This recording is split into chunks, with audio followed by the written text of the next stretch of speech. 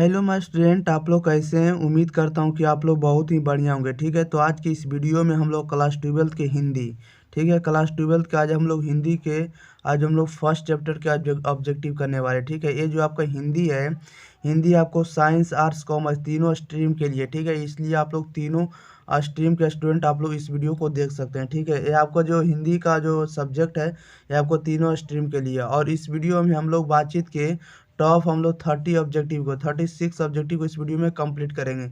36 objective को इस video में कंप्लीट करेंगे। जो भी आप लोग 2025 में एग्जाम देना चाहते हैं उनके लिए मोस्ट VVI इंपॉर्टेंट ऑब्जेक्टिव रहने वाला। ठीक है, और आप लोगों को बता दें कि इसका PDF जो टेलीग्राम चैनल एग्जाम प्रीपर फ्री में अपलोड कर दिया था। ठीक है, जिसका लिंक आपको डिस्क्रिप्शन में देखने को मिल जाएगा, वहां से आप लोग जाकर डाउनलोड कर सकते हैं। ओके, और आप लोगों को प्रत्येक आंसर 3 से 4 सेकंड के अंदर कमेंट बॉक्स के अंदर बताते चलना। ओके, चलिए, और आप लोगों को बता दें कि इस वीडियो के अंदर हम सारे के सारे ऑब्जेक्टिव आपको याद करा देंगे। ठीक, आप सिर्फ शुरू से अंत तक बने रहिए। और अगर आप लोग चैनल पर पहली बार आए, चैनल को सब्सक्राइब नहीं किए तो चैनल को सब्सक्राइब कर दें। वीडियो को शेयर नहीं किए तो वीडियो को आप लोग दबा के शेयर करते रहिए। ओके, और वीडियो को लाइक जरूर कर दें। चलिए, तो हम लोग स्टार्ट करते हैं। क्वेश्चन नंबर फर्स्ट कह रहा है बातचीत जो आपका निबंध है, बातचीत निबंध है, इनके जो लेखक है निबंधकार जो है आपको बालकृष्ण भट्ट है। ठीक है, याद रखिएगा। फर्स्ट क्वेश्चन में कह रहा है कि बालकृष्ण भट्ट की रचना निम्न में से कौन है। बालकृष्ण भट्ट की रचना निम्न में से कौन सी है, बताइएगा।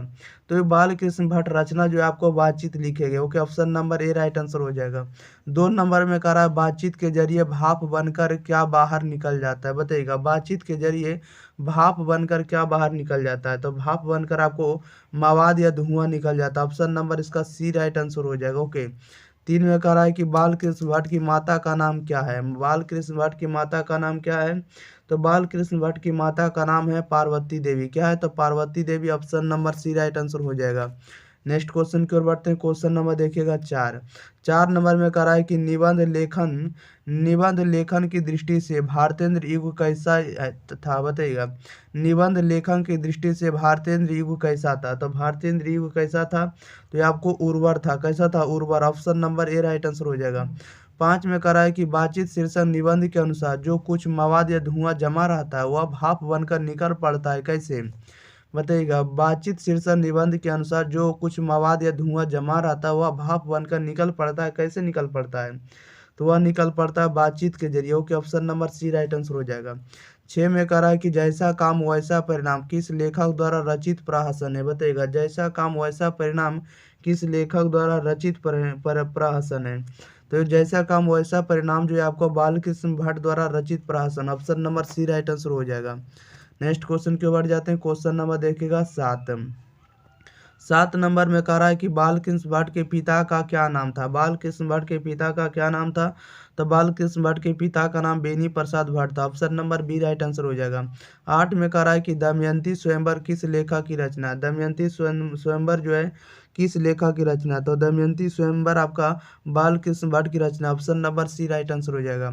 9 में कह रहा है बालकृष्ण भट्ट की रचना बातचीत क्या है, बताइएगा। बालकृष्ण भट्ट की रचना बातचीत क्या है, तो बातचीत आप लोगों को बताना है कि बातचीत क्या है, बताइएगा। तो बातचीत जो आपका ललित निबंध है। क्या, तो बातचीत एक प्रकार का ललित निबंध है। Option number D right answer हो जाएगा। नेक्स्ट क्वेश्चन की ओर आगे बढ़ जाते हैं प्यारे साथियों। देखिएगा क्वेश्चन नंबर 10 नंबर में कह रहा है कि बालकृष्ण भट्ट किस युग के निबंधकार थे, बताइएगा। बालकृष्ण भट्ट किस युग के निबंधकार थे, तो बालकृष्ण भट्ट जो थे निबंधकार जो थे आपको भारतेंद्र युग के थे। Option number B right answer हो जाएगा। 11 में कह रहा है कि मनुष्य की बातचीत का उत्तम तरीका क्या है, बताइएगा। मनुष्य की बातचीत का उत्तम तरीका क्या है, तो उत्तम तरीका आपको है अवाक होकर अपने से बातचीत करना, यानी शांत होकर यानी स्थिर होकर आपको बातचीत करना चाहिए। ऑप्शन नंबर इसका डी राइट आंसर हो जाएगा। आप लोग को इंटरेस्ट आ रहा होगा, आप लोग वीडियो को लाइक शेयर और चैनल को सब्सक्राइब जरूर करते रहिए। 12 में कह रहा है कि संवाद में सबसे महत्वपूर्ण क्या है, बताइएगा। संवाद में सबसे महत्वपूर्ण क्या है, तो संवाद में सबसे ज्यादा महत्वपूर्ण आपको आत्मीयता है। क्या है, आत्मीयता। Option number C right answer हो जाएगा। 13 में कह रहा है बालकृष्ण भट्ट का जन्म हुआ था, बताइएगा। बालकृष्ण भट्ट का जन्म कब हुआ था, तो बालकृष्ण भट्ट का जन्म हुआ था 23 जून 1844 को। Option number B right answer हो जाएगा। बालकृष्ण भट्ट का जन्म हुआ था 23 जून 1844 को। ओके, नेक्स्ट क्वेश्चन की ओर बढ़ जाते हैं। क्वेश्चन नंबर देखिएगा आप लोग 14 की ओर। 14 नंबर में देखिए क्या करा है। 14 में कह रहा है कि संयोक्ता स्वयंवर रचना है, बताइएगा। संयोक्ता स्वयंवर जो रचना है किनकी रचना है, तो संयोगिता स्वयंवर रचना आपको श्रीनिवास दास की, किनकी? श्रीनिवास दास की। ऑप्शन नंबर इसका सी राइट आंसर हो जाएगा। क्वेश्चन नंबर 15 में कह रहा है बातचीत शीर्षक निबंध के अनुसार रस का समुद्र किनकी बातचीत में उमड़ा चला जाता है, बताइएगा। बातचीत शीर्षक निबंध के अनुसार रस का समुद्र किनकी बातचीत में उमड़ा चला जाता है? तो ये उमड़ा चला जाता है दो हम सहेलियां के बीच में। ऑप्शन नंबर इसका ए राइट आंसर हो जाएगा। ओके, नेक्स्ट क्वेश्चन की ओर बढ़ जाते हैं। क्वेश्चन नंबर देखिएगा आप लोग 16 नंबर में देखिए क्या कर रहा है। कह रहा है कि वाद विवाद संवाद क्या है, बताइएगा। वाद विवाद संवाद क्या है? तो वाद विवाद संवाद एक प्रकार का आलोचनात्मक निबंधों की पुस्तक है। Option number A right answer हो जाएगा। 17 में कह रहा है बालकृष्ण भट्ट ने कैसा मासिक पत्र निकाला था, बताइएगा। बालकृष्ण भट्ट ने कैसा मासिक पत्र निकाला था? तो ये आपको निकाले थे Hindi Pradeep. Okay, option number C right answer हो जाएगा, हिंदी प्रदीप। 18 में कह रहा है बातचीत किस विधा की रचना है, बताइएगा। बातचीत किस विधा की रचना है? तब बातचीत ये निबंध है। Option number D right answer हो जाएगा। ओके, निबंध। नेक्स्ट क्वेश्चन की ओर बढ़ जाते हैं। क्वेश्चन नंबर देखिएगा 19 में कह रहा है कि रॉबिन्सन क्रूसो ने 16 वर्ष के उपरांत किसके मुख से एक बात सुनी, बताइएगा। रॉबिन्सन क्रूसो ने 16 वर्ष के उपरांत किसके मुख से एक बात सुनी? तो ये आपको फ्राइडे के मुख से सुनी। Option number A right answer हो जाएगा। 20 में कह रहा है कि बातचीत शीर्षक निबंध की निबंधकार है, बताइएगा। बातचीत शीर्षक निबंध के निबंधकार कौन है? तो बातचीत शीर्षक निबंध के निबंधकार आपको बालकृष्ण भट्ट है। Option number D right answer हो जाएगा। 21 में कह रहा है कि बातचीत के माध्यम से बालकृष्ण भट्ट क्या बतलाना चाहते हैं? बातचीत के माध्यम से बालकृष्ण भट्ट क्या बतलाना चाहते हैं? तो ये आपको बातचीत की शैली को बतलाना चाहते हैं। ओके, बातचीत के माध्यम से बालकृष्ण भट्ट जो हैं आपको बातचीत की शैली को बतलाना चाहते हैं। ऑप्शन नंबर इसका ए राइट आंसर हो जाएगा। नेक्स्ट क्वेश्चन की ओर बढ़ जाते हैं। क्वेश्चन नंबर देखिएगा 22। क्वेश्चन नंबर 22 देखिए क्या कह रहा है 22 में कि भट्ट जी को किसने अंग्रेजी साहित्य के एडिशन और स्टील की श्रेणी में रखा है, बताइएगा। भट्ट जी को किसने अंग्रेजी साहित्य के एडिशन और स्टील की श्रेणी में रखा है? तो किसने रखा है?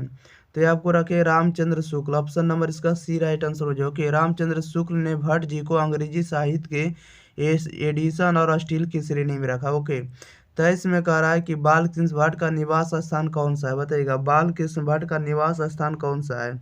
तो बालकृष्ण भट्ट का निवास स्थान आपको इलाहाबाद उत्तर प्रदेश। ऑप्शन नंबर इसका क्या हो जाएगा? बी राइट आंसर हो जाएगा। 24 में करा बालकृष्ण भट्ट ने किस पत्रिका का संपादन किया, बताइएगा। बालकृष्ण भट्ट ने किस पत्रिका का संपादन किया है? तो हिंदी प्रदीप का। Option number C right answer हो जाएगा।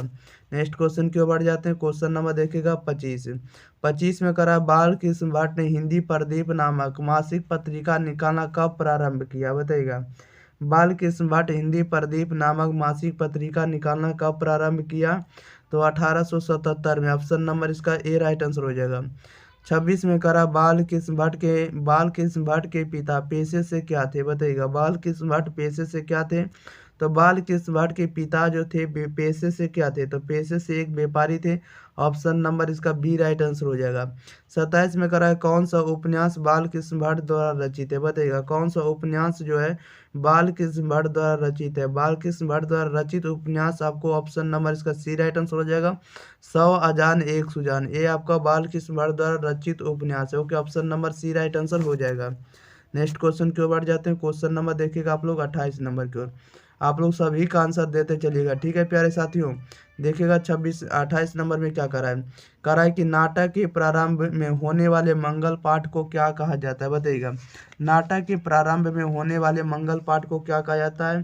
तो मंगल पाठ को हम लोग नांदी पाठ कहते हैं। क्या कहते हैं? नांदी पाठ। Option number B right answer हो जाएगा।